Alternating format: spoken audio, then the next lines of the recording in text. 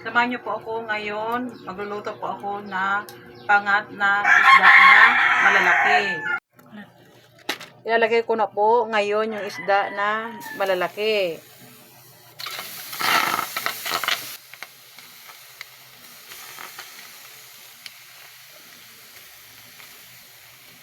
Isunod ko naman po yung bawang niya.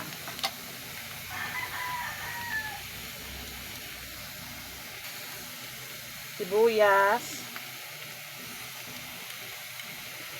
Sili. Saka po kamatis. Maraming kamatis po ang nilalagay ko.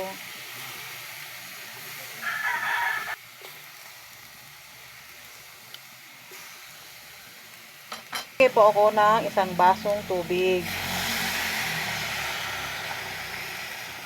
Lagyan ko rin po ng paminta.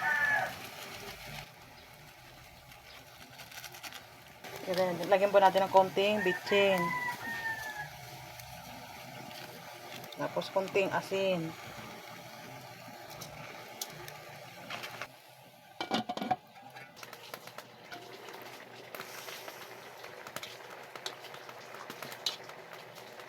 Lagyan na po natin yung kalamansi. Kalamansi po ang ginagamit ko sa pangat na isda.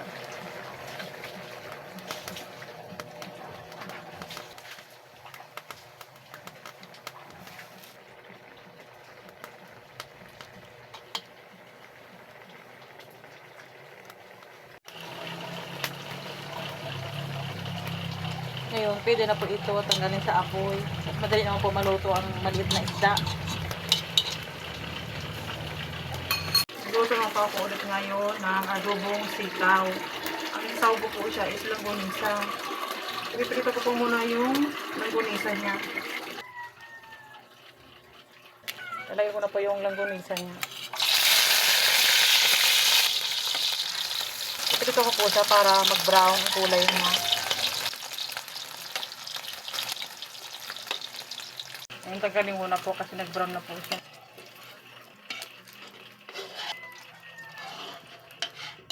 Ngayon, ilalagay ko na po yung bawang niya. Dito na po ako magigisa sa pinaglutuan ko po ng langgonisa. Pati ang sibuyas. Kamatis.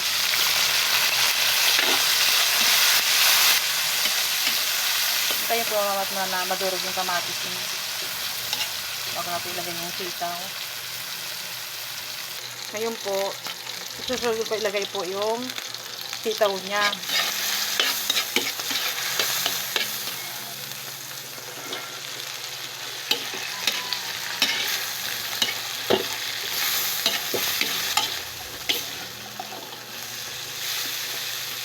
Lagyan ko na rin po ng sili.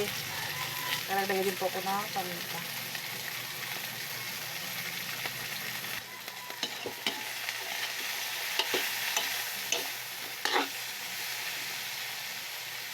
Lagyan ko rin po siya ng isang basong tubig.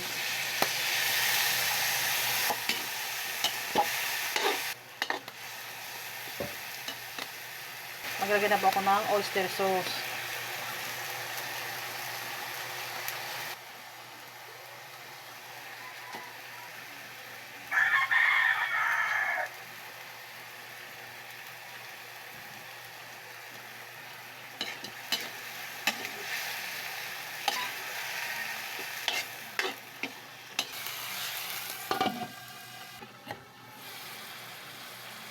Magdadagdag pala ako ng konting toyo.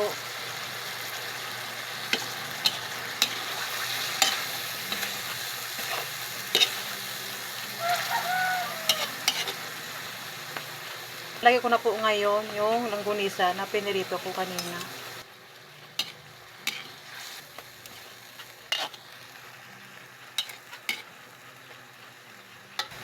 Lagyan po natin ng konting magisarap.